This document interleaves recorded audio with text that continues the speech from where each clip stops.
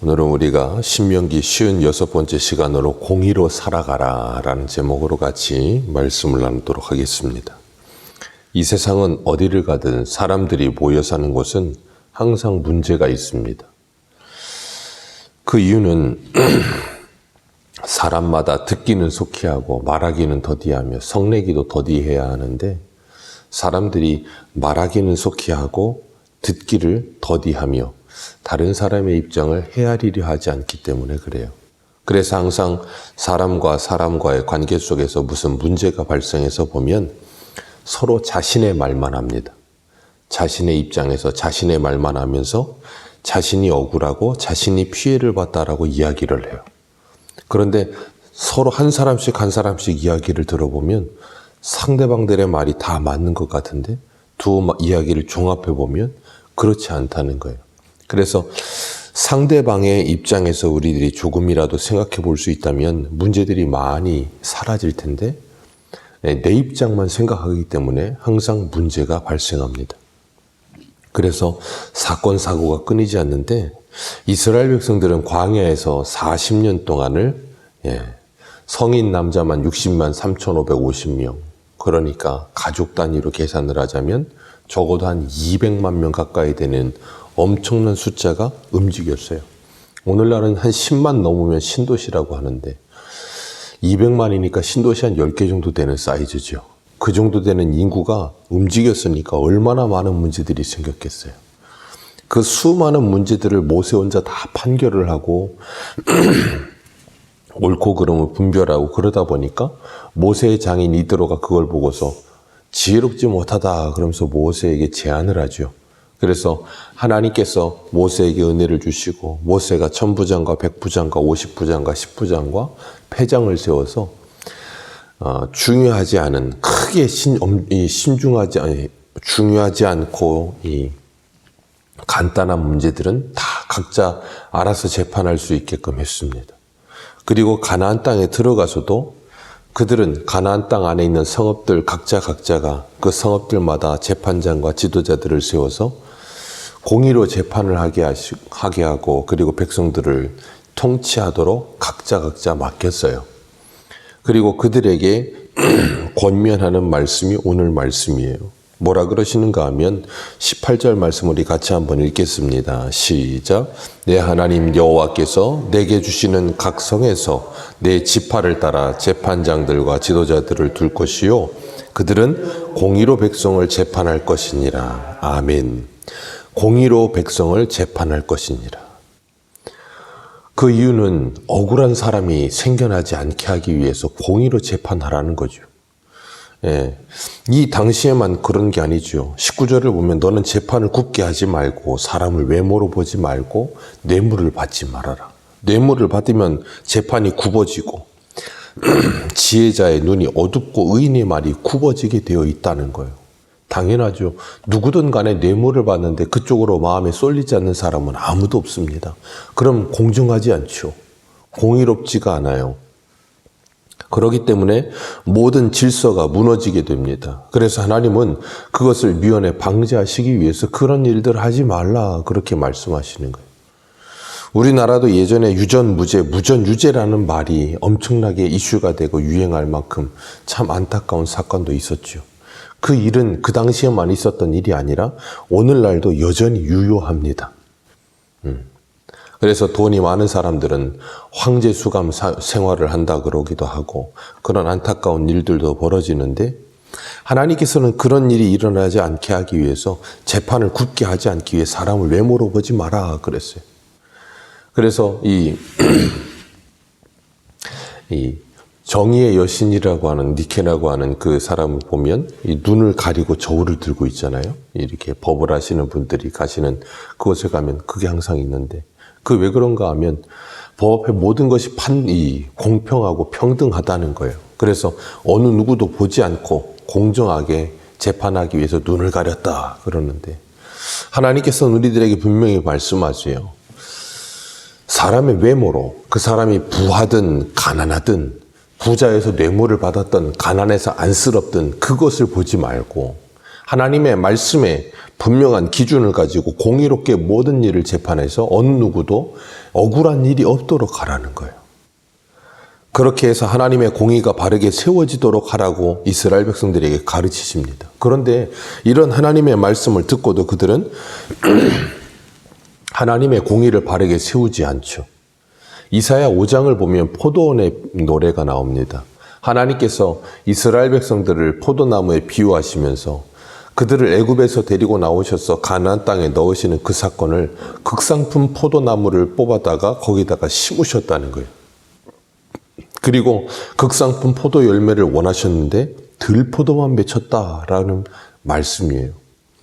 그 말씀을 이사야 5장 7절은 이렇게 말합니다. 무릇 만군의 여호와의 포도원은 이스라엘 족속이요 그가 기뻐하시는 나무는 유다 사람들이라. 그들에게 정의를 바라셨더니 도리어 포악이요 그들에게 공의를 바라셨더니 도리어 부르짖음이로다. 하나님이 이스라엘 백성들에게 바라시는 건 공의와 정의였다는 거예요. 그런데 이스라엘 나라에 공의와 정의는 없고 포악스러운 지도자들과 그로 인하여 부르짖는 백성들밖에 없다는 거예요. 그래서 미가서 3장 11절은 이렇게 말씀하세요. 그 실상을 그들의 우두머리들은 뇌물을 위하여 재판하며 그들의 제사장들은 삭슬 위하여 교훈하며 그들의 선지자는 돈을 위하여 점을 치는도다. 여호와를 의뢰하여 이르기를 여호와께서 우리 중에 계시지 아니하니야 재앙이 우리에게 임하지 아니하리라 하는도다. 미가 시대에 이렇게 말을 했다는 거예요. 이사야 시대와 거의 동시대의 선지자인데 백성들의 우두머리들 그리고 제사장들 선지자들 전부 다 한결같이 원하는 건 돈밖에 없다는 거예요. 하나님의 공의를 실현하는 일은 안중에도 없고 돈 받고 뇌물 받고 그래서 나라를 쑥대밭으로 만들어 놓고 그래서 오늘 본문 20절에 뭐라 그러세요? 20절 같이 읽겠습니다. 시작. 너는 마땅히 공의만을 따르라. 그리하면 내가 살겠고 내 하나님 여호와께서 내게 주시는 땅을 차지하리라. 하나님이 하지 말라고 하신 19절의 말씀을 다 하는 거예요. 그러니까 어떻게 됩니까? 공의를 행하지 않고 불의만을 행하니 하나님이 주시는 땅을 차지하는 게 아니라 빼앗겨 버린 거예요. 그래서 바벨론의 포로로 끌려가 70년을 살게 되는 겁니다. 마땅히 공의만을 행하라고 하는데 오히려 우상 숭배로 가득한 거예요. 돈을 사랑하며 일만하게 뿌리가 되는데 그 일만하게 뿌리를 가지고 온갖 악을 다 행하고 있는 거예요. 하나님은 공의로우신 하나님이십니다. 하나님은 죄에 대하여 그냥 두고 보지 않으세요. 그래서 이스라엘 백성들을 심판하시고 북이스라엘을 아수르로 남유다를 바벨론으로 하나님께서 아예 포로로 끌려가게끔 만드신 거예요. 그렇게 모든 인생은 아담 이후로 그 원죄로 말미암아 모든 사람들은 죄로 말미암아 죽었고 그 죄의 삭은 사망이에요. 그래서 모든 사람은 다 지옥에 가야 마땅한 존재들임에도 불구하고 하나님께서 우리를 긍휼히 여기셔서 독생자 예수 그리스도를 보내어 우리의 모든 죄를 예수 그리스도께서 십자가에서 담당하셨어요. 하나님께서 그 모든 죄를 예수 그리스도에게 담당시키셨고 십자가에서 예수 그리스도를 죽이셨습니다. 예수님은 십자가에서 이렇게 말씀하세요. 나의 하나님 어찌하여 나를 버리셨나이까. 하나님은 하나님의 공의를 실현하기 위해서 예수님을 십자가에서 외면하셨어요. 자기의 독생자이신 예수 그리스도를 십자가에서 외면하시고 철저히 버림받으셨습니다. 예수님은. 그리고 우리의 죄 때문에 십자가에서 죽으셨어요. 하나님은 그렇게 공의로우신 하나님이세요. 죄에 대해서는 호리도 한 털만큼도 용서가 없으신 분이세요. 그 죄의 책임이 반드시 있습니다. 그래서 이 땅에 있는 모든 사람들은 예수 그리스도를 믿지 않으면 전부 그 죄를 해결할 수 없게 지옥에 가는 겁니다. 그리고 하나님은 우리를 예수 그리스도로 말미암아 속량하시고 구원하여 주셨어요. 우리가 그 은혜의 빚진 자로서 이 땅을 살아간다면 어떻게 살아야 하겠습니까? 그 죄에 대하여 하나님께서 털끝만큼도 허락지 않으시고 그 죄를 심판하신 것처럼 그 죄가 그렇게 무섭고 그 죄가 그렇게 악하다는 것에 대한 분명한 인식을 가지고 살아야 되는 거예요. 그러니까 어떻게 살아요? 하나님의 성품을 담아 공의롭고 정의로운 삶을 우리의 삶 속에서 살아내야 되는 거예요. 그것이 그리스도인의 마음가짐이고 삶의 자세여야 하는 것입니다. 그래서 성도가 사는 곳만큼은 억울하게 피해를 보고 억울하게 힘든 일을 당하는 사람들이 없도록 하는 일이 우리에게 필요한 거예요. 그래서 이 땅에 공의와 정의가 바르게 실현되도록 우리는 날마다 애쓰고 힘써야 되는 겁니다. 오늘 본문에 이 하나님께서 공의로 재판하라 하시고 21절에 보면 아세라상을 버리고 주상을 세우지 말라. 하나님께서 그렇게 갑자기 우상 숭배를 말씀하세요. 우상 숭배의 가장 큰 특징은 22절이죠. 자기를 위하여. 그 앞에 있는 이 재판을 굽게 하는 모든 일들은 무엇 때문에 일어난다고요? 자기를 위하여.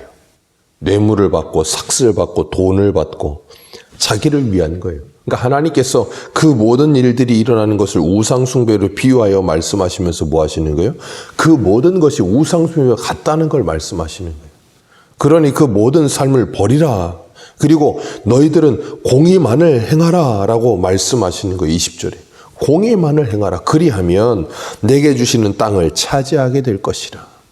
하나님께서는 오늘도 우리에게 그 말씀을 주시는 겁니다. 공의를 행하라.